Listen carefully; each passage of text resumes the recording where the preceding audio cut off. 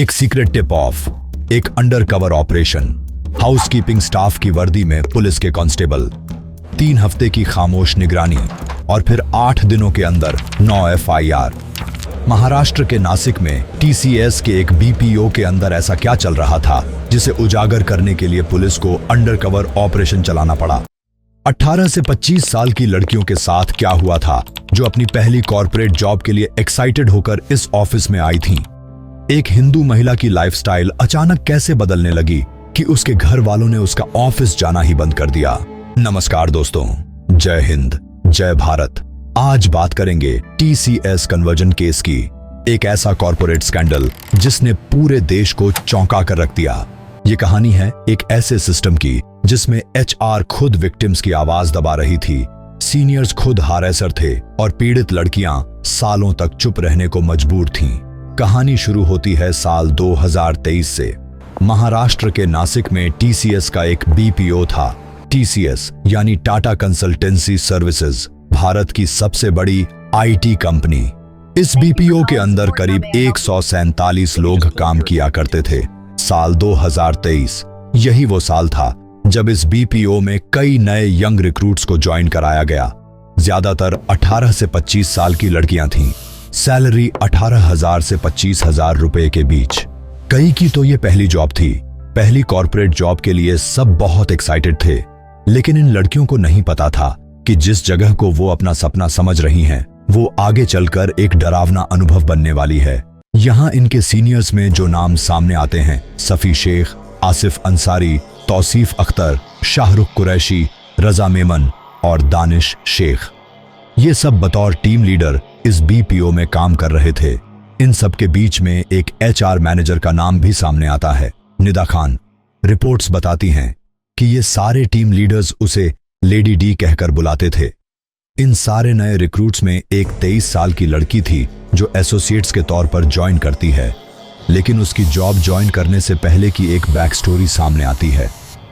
FIR में बताया जाता है कि इस महिला की पहली मुलाकात दानिश शेख से जनवरी 2022 में हुई थी, नासिक के देवलाली कैंप के लवित मार्केट में। दोनों पहले से एक दूसरे को जानते थे। इनका एजुकेशनल बैकग्राउंड एक ही इंस्टीट्यूट से था। दानिश ने इस महिला को बताया कि वो TCS में काम कर रहा है और जब उसकी एजुकेशन कंप्लीट हो जाएगी तो वो उसे एक सिक्योर्ड जॉब TCS में दिलवा सकता है। 6 महीने बाद जुलाई 2022 में दानिश इस महिला को कॉल करता है और देवलाली कैंप के अंदर एक लोकेशन पर बुलाता है। FIR में आरोप लगाया जाता है कि इसी दौरान दानिश ने उससे फिजिकल रिलेशंस की डिमांड की, दबाव डाला, फोर्सफुली किस किया। जब महिला ने मना किया तो दानिश ने कहा कि वो उससे शादी करना चाहता है। महिला ने मना किया और कहा कि वो सोचेगी। ये पहला रेड फ्लैग था, लेकिन अभी जॉब की बात अधूरी थी और महिला ने इसे शायद इग्नोर करने की कोशिश की। जैसे ही महिला की BCA की डिग्री कंप्लीट होती है, दानिश के कहने पर वो TCS के BPO में इंटरव्यू देती है। सिलेक्शन हो जाता है, एसोसिएट के पद पर रख ली जाती है। दानिश शेख अब उसी BPO में था। दानिश के साथ अक्सर तौसीफ अख्तर और HR निदा खान भी होते थे। कैंटीन में जाना, ऑफिस के बाहर वॉक पर निकलना, गेट टुगेदर, सब शुरू हो गया। लेकिन समय के साथ चीजें बदलने लगीं। दानिश और तौसीफ ने इस हिंदू महिला को हिंदू धर्म और इस्लाम के बीच डिफरेंसेस बताने शुरू कर दिए। उसके ऊपर दबाव डालना शुरू कर दिया। उसे कन्विंस करने लगे कि उनका धर्म बेहतर है। बातचीत में हिंदू देवी देवताओं के बारे में ऐसी बातें कही जाने लगीं जो वीडियो में बता पाना भी मुश्किल है। लिखित में FIR में सब दर्ज है। इन सब में तौसीफ अख्तर सबसे बड़ा था, करीब 36 साल का। एक बड़ा खुलासा सामने आता है। तौसीफ कुछ समय पहले एक रिलीजियस यात्रा पर गया था और वहां से लौटने के बाद वो बहुत ज्यादा एक्सट्रीम रिलीजियस तरीके से काम करने लगा था। पहले उसने दानिश को इन्फ्लुएंस किया, फिर दोनों मिलकर आसपास के लोगों को इन्फ्लुएंस करने लगे। यानी ये एक प्लान्ड, सोची समझी रणनीति थी। अगस्त 2024 की बात है। दानिश इस महिला को अचानक एक दिन बुलाता है, बिना इन्फॉर्म किए अपनी बाइक पर बैठाकर त्र्यंबक रोड पर ले जाता है। वहां उसे फिजिकल रिलेशन बनाने के लिए फोर्स किया जाता है।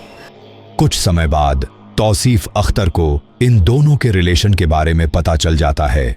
और अब तौसीफ उस महिला को धमकाना शुरू करता है। अगर उसके साथ भी फिजिकल कांटेक्ट नहीं किया तो वो उसके घर वालों को सब बता देगा। यानी विक्टिम अब डबल ट्रैप में थी। इस दौरान महिला की रिचुअल प्रैक्टिसेस भी बदलने लगीं। उसके घर वालों ने और आसपास के लोगों ने भी देखा कि वो रोजे रखने लगी थी, इस्लाम की कई प्रैक्टिसेस अपनाने लगी थीं। फरवरी 2026 इस महिला के पास महरीन नाम की एक लड़की का मैसेज आता है। महरीन कांटेक्ट होने पर बताती है कि वो दानिश की पत्नी है। दानिश की शादी हो चुकी है और उसके 2 बच्चे भी हैं। ये सच्चाई जानकर महिला सन्न रह जाती है। 4 साल से जिस आदमी ने उससे शादी का वादा किया था वो पहले से शादीशुदा था, 2 बच्चों का बाप था। वो दानिश को कन्फ्रंट करती है। आखिर में दानिश कह देता है कि वो कभी इंटरेस्टेड ही नहीं था इस महिला से शादी करने के लिए। ठीक उसी समय फरवरी 2026 में एक पैरेलल स्टोरी चल रही थी और यही पैरेलल स्टोरी इस केस को नेशनल हेडलाइन तक ले आई। एक local political worker Nashik city police को अप्रोच करता है। आरोप लगाता है कि टीसीएस के नासिक बीपीओ में काम करने वाली एक हिंदू महिला ने रमजान के दौरान रोजे रखे हैं। उसका कहना था कि इस महिला को इस्लामिक टीचिंग फॉलो करने के लिए वर्क प्लेस पर इन्फ्लुएंस किया जा रहा है। पुलिस ने महिला के घर वालों से बात की। उनका कहना था, हमने अपनी लड़की का ऑफिस जाना बंद कर दिया है क्योंकि उसकी लाइफस्टाइल इस्लामिक मैनर में बदलती हुई नजर आ रही थी। यहीं से नासिक पुलिस ने डिसाइड किया कि एक अंडर कवर ऑपरेशन चलाया जाएगा। प्लान सिंपल था लेकिन जबरदस्त था। कुछ कांस्टेबल्स को हाउसकीपिंग स्टाफ के तौर पर इस बीपीओ में जॉब दिलवाई गई। टीम में महिला कांस्टेबल भी थीं और पुरुष भी। सोचिए, जो लोग आपके ऑफिस की सफाई कर रहे हैं, जिन्हें आप नोटिस तक नहीं करते, वो असल में पुलिस वाले हैं और हर बातचीत सुन रहे हैं। करीब 3 हफ्ते ये ऑपरेशन चला और इन 3 हफ्तों में पुलिस को इतने सबूत मिल गए कि स्ट्रिक्ट एक्शंस लेने के लिए काफी थे। 26 मार्च 2026 देवलाली पुलिस स्टेशन के अंदर पहली एफआईआर रजिस्टर होती है। 3 अक्यूज्ड दानिश शेख, तौसीफ अख्तर और निदा खान। पुलिस ने सबसे पहले गिरफ्तार किया दानिश और तौसीफ को। लगाए गए चार्जेस रेप दानिश पर, क्योंकि उसने महिला से शादी का प्रॉमिस करके फिजिकल रिलेशन एस्टैब्लिश किया जबकि वो पहले से शादीशुदा था। सेक्सुअल फेवर्स की demand, hurting religious sentiments. Police ने इन्वेस्टिगेशन में फोन और लैपटॉप जब्त किए, ऑफिस के सीसीटीवी कैमरे चेक किए। तौसीफ के फोन में एक फोटोग्राफ मिला, एक हिंदू कलीग की जो मुस्लिम अटायर में थी। निदा खान पर आरोप था कि वो एचआर होते हुए भी 3-4 साल से लड़कियों की कंप्लेंट्स को दबा रही थी और साथ ही हिंदू महिलाओं को नमाज पढ़ना सिखाया करती थी। शुरुआत में निदा फरार थी लेकिन 10 अप्रैल को उसे भी गिरफ्तार कर लिया गया। 26 मार्च से 3 अप्रैल 2026 के बीच सिर्फ 8 दिनों के अंदर 9 एफआईआर रजिस्टर की गईं। एक के बाद एक अलग अलग महिलाएं सामने आने लगीं। पहली एफआईआर ने एक बांध तोड़ दिया था। अब हर वो लड़की जो सालों से चुप थी बोलने लगी। सब उसी टीसीएस बीपीओ की एसोसिएट्स, 18 से 25 साल की उम्र। 9 में से 6 एफआईआर में रिलीजन इन्फ्लुएंसिंग का सेक्शन लगाया गया। विक्टिम्स के आरोप, पर्सनल कमेंट्स करना, मैरिड लाइफ पर इनप्रोप्रिएट तरीके से टच करना, ऑब्जीन एडवांसेस लेना, डबल मीनिंग बातें करना, अगर बात ना माने तो वर्कलोड बहुत ज्यादा बढ़ा देना। पुलिस ने 8 दिनों में 8 एक्यूज्ड को गिरफ्तार किया, 6 आदमी 2 महिलाएं। दूसरी विक्टिम ने बताया, मई 2023 से मार्च 2026 तक रजा मेमन उसे गलत निगाह से देखता था, गलत तरीके से टच करता था, उसकी मैरिटल लाइफ में दखल देता था ताकि उससे अफेयर चला सके। शाहरुख कुरैशी पर भी सिमिलर आरोप लगे। एक और विक्टिम ने बताया कि उसने हेड ऑफिसर अश्विनी से कंप्लेंट की थी लेकिन कोई कॉग्निजेंस नहीं लिया गया, यानी सिस्टम के हर लेवल पर आवाज दबाई जा रही थी। एक और विक्टिम ने बताया कि सफी शेख मीटिंग्स के दौरान उसके चेस्ट की तरफ देखता था और ऑकवर्ड तरीके से स्माइल करता था। आसिफ अंसारी और सफी शेख ने एक महिला की बॉडी पर ऑब्सीन कमेंट्स किए, डिलिबरेटली गलत जगह टच किया। जब ये केस मीडिया में आया, देश सन्न रह गया। एक कॉर्पोरेट स्ट्रक्चर के अंदर ऐसी चीजें कैसे चल सकती हैं, वो भी टीसीएस जैसी कंपनी में? कई लोगों ने इसे ऑर्गेनाइज्ड कन्वर्जन का केस बताया। एसआईटी बनाने की मांग उठी। टीसीएस का जवाब, कंपनी ने सभी आरोपी एम्प्लॉइज को सस्पेंड कर दिया, निकाल दिया गया। कंपनी ने कहा, हमारी हैरेसमेंट के खिलाफ जीरो टॉलरेंस पॉलिसी है, इसे हम बरकरार रखेंगे। आरोपियों के लॉयर बाबा सैयद का कहना है कि एलिगेशंस गलत हैं। ईद के दौरान उनके नॉन मुस्लिम फ्रेंड्स घर आते हैं और मुस्लिम कपड़े पहनते हैं, इसका मतलब कन्वर्जन नहीं है। लेकिन सबसे बड़ा सवाल अब भी सामने है, क्या इसमें कोई एक्सटर्नल फंडिंग थी? क्या कोई अनऑर्गेनाइज्ड कन्वर्जन एक्टिविटी चल रही थी?